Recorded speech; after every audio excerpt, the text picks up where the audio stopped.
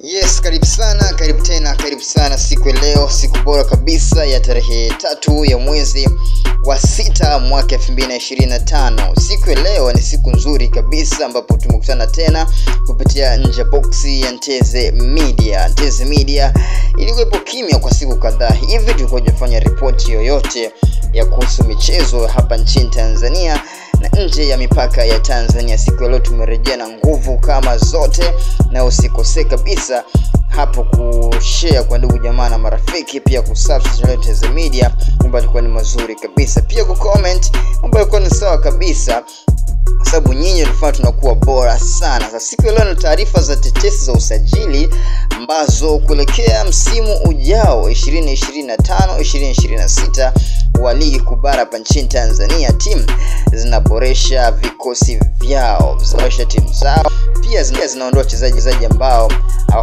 hawakuwa na performance nzuri kwenye msimu uliopita wa 2024-2025. Sasa kwenye issue ya Aishi Manula ambaye huyu ni goalkeeper wa Simba Sports Club, ambao msimu huu kuna tetesi nyingi ambazo zilikuwa zinamhusisha yeye binafsi pamoja na timu yake, na mimi binafsi kupitia nje ya box ya Nteze Media hapa nimeshawahi kuzungumza kuhusiana na deal la Aishi Manula ambaye huyu ni kipa ambaye amefanya makubwa kabisa kwenye kikosi cha Simba Sports Club pamoja na timu ya taifa ya Tanzania. Kitu kizuri ambacho nataka nikufahamishe, kuelekea msimu ujao wa dirisha kubwa, Simba huenda wakaachana na Aishi Manula kwenye msimu unaokuja wa 2025-2026. Kwa hizi ambazo mashabiki, wapenzi na wadau wa soka hapa nchini Tanzania wanatakiwa kuzitambua kabisa. Kwa sababu gani?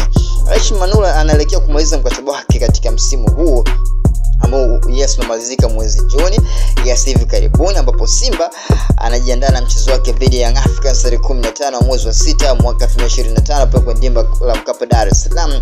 Lakini kitu ambacho kinazungumzwa kwenye vyombo vya habari hapa nchini Tanzania pia na nje ya mipaka ya Tanzania kuhusiana na usajili, ambapo Simba huenda wakaachana na Aishi Manula kwenye msimu unaokuja wa 2025-2026. Na sisi kama Nteze Media kazi yetu ni kuwa na wewe muda wote, na pia kukupa habari zote ambazo zinapita kupitia vichwa vya habari hapa Tanzania, yes, pamoja na Afrika Mashariki yote, na yes, pamoja na Afrika nzima. Sisi kazi zetu ndio hizo.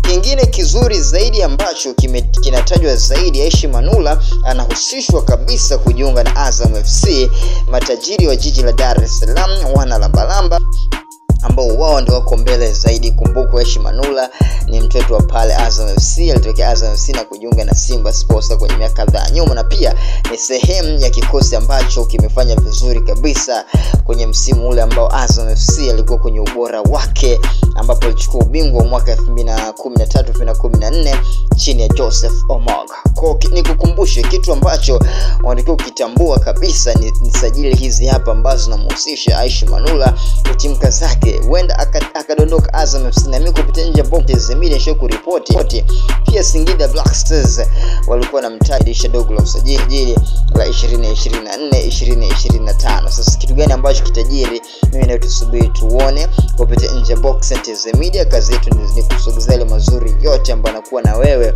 kuhakikisha unakuwa karibu na Nteze Media. Yes, Nteze Media itakupa taarifa zote ambazo tutakuwa karibu na wewe, kuhakikisha unapata yote mazuri ambayo yanapita kwenye vichwa vya habari hapa nchini Tanzania. Story leo tarehe 3 mwezi wa 6 mwaka 2025 kuhusiana na Aishi Manula kutimka zake pale Azam FC au timu nyingine ambayo itahitaji huduma yake kwenye msimu unaokuja wa 2025-2026. Kazi ndio imeanza, usajili, kuboresha vikosi vyao, na sisi kupitia nje box ya Nteze Media tutakuwa na wewe muda wote kuhakikisha yale mazuri yote yanapita kwenye nje ya box ya Nteze Media.